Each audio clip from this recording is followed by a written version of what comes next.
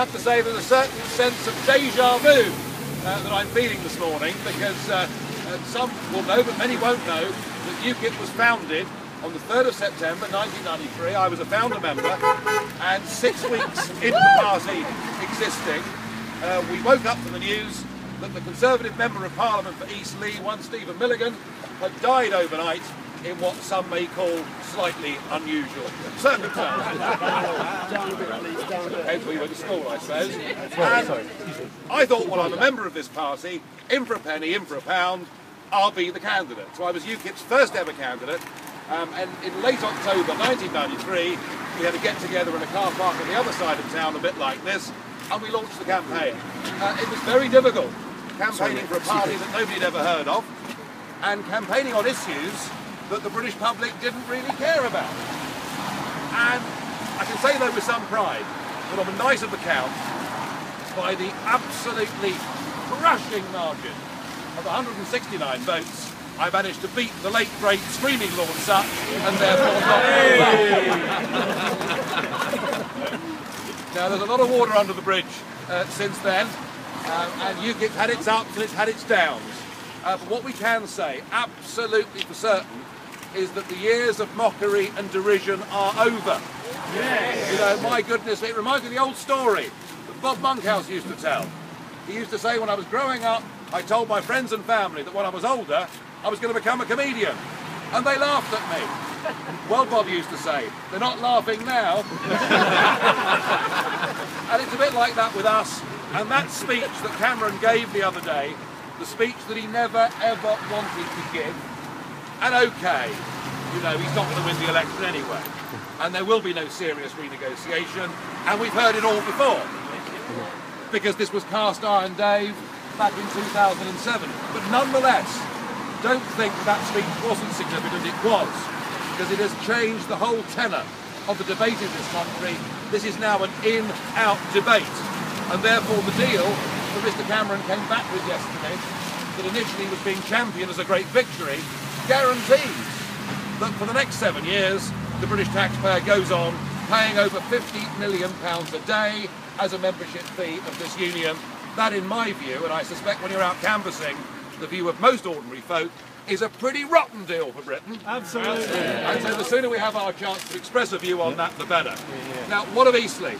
Well, there are some very big local issues that I think do play into UKIP's hands. The first is the Ford Transit plant down the road at Swatheley. Hundreds of men losing their jobs and production moving to Turkey. And yet behind that, a loan, a massive loan, given to Ford by the European Investment Bank, of which Britain actually contributed £10 million.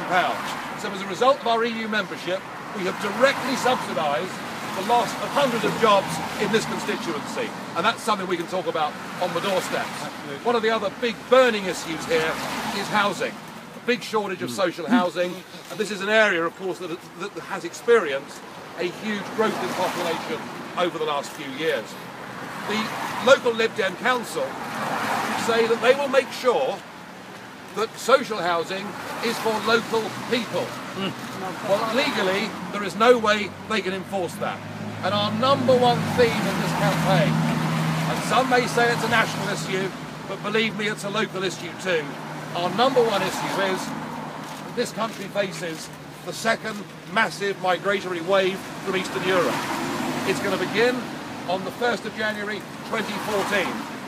We have nothing against the people from Romania or Bulgaria. We wish them well and want them to do well.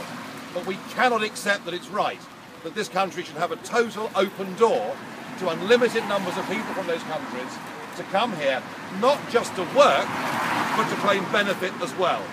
It is not right, it is not fair, and the vast majority of fair-minded British people would agree with the UKIP position.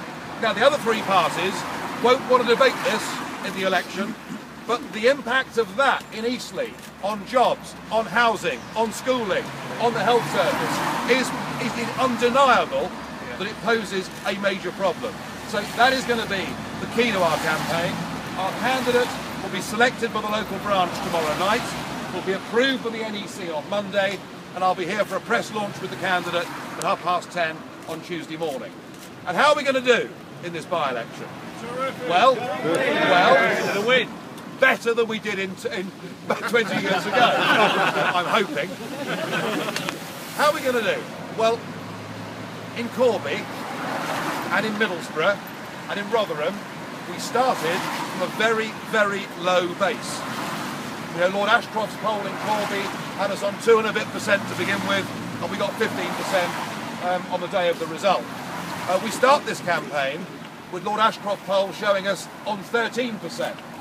So we're massively ahead of where we were in the last 3 by-elections. If we're able, through hard work and our efforts, to rally with the electorate.